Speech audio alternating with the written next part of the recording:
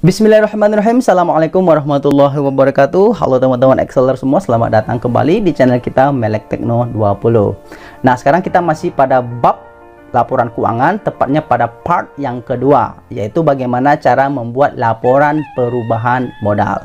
Materi ini merupakan kelanjutan dari part yang pertama, yang mana pada part yang pertama kita sudah membahas tentang laporan rugi laba. Bagi teman-teman yang belum melihat part pertama, disarankan untuk melihat part yang pertama terlebih dahulu, atau bisa saja teman-teman langsung klik di video di sini ya teman-teman untuk melihat part yang pertamanya. Sekarang kita lanjutkan materinya part yang kedua, laporan perubahan modal.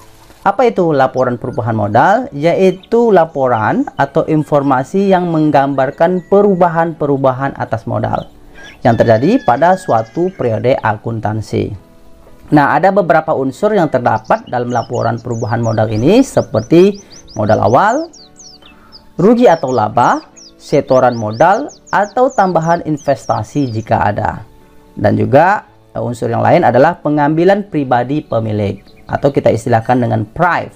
Serta di akhir laporan akan diketahui modal akhir periode berjalannya. Artinya, perubahan modal itu bisa terjadi oleh penambahan ataupun pengurangan penambahan dari apa? Dari laba usaha ataupun penambahan investasi dan seterusnya, sehingga terjadinya perubahan antara modal usaha awal kemudian modal usaha akhir. Artinya ada perubahan modal yang terjadi, bisa bertambah ataupun bisa berkurang, yang disebabkan oleh beberapa unsur yang sudah kita sebutkan barusan tadi. Nah, teman-teman, sekarang di layar laptop kita sudah ada model ya, model penyajian data laporan perubahan modal.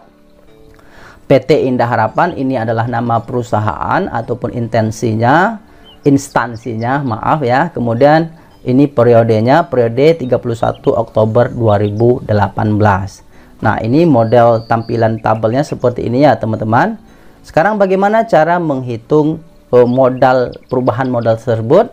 Jika saldonya laba, jika perusahaan itu mengalami keberuntungan, rumus yang kita gunakan rumus yang ini. Namun sebaliknya, jika perusahaan mengalami kerugian ataupun rugi, maka rumus yang kita gunakan rumus yang di bawah ini, seperti itu. Laba usaha, oke, di sini simbolnya adalah positif, artinya dia mengalami, artinya terdapat laba usaha dari perusahaan tersebut 258.720.50 rupiah, seperti itu. Karena dia mengalami laba, maka rumus yang kita gunakan adalah modal awal, artinya yang ini kita tambahkan ya, kita tambahkan dari hasil laba usaha ataupun laba bersih, yang kemudian kita kurangi dengan prive atau pengambilan pribadi pemilik, seperti itu ya teman-teman.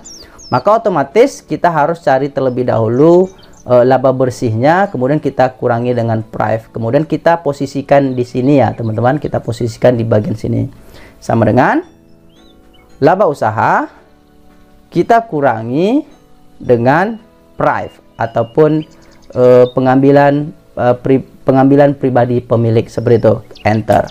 Maka tetap hasilnya sama. Kenapa? Karena pemilik tidak ada melakukan pengambilan sama sekali selama periode ini ya teman-teman, seperti itu. Nah, kemudian baru kita tambahkan modal awal, kita posisikan di sini ya teman-teman, sama dengan modal usaha awal kita tambah ya, kita tambah dengan hasil pengurangan laba usaha dan prive-nya, enter.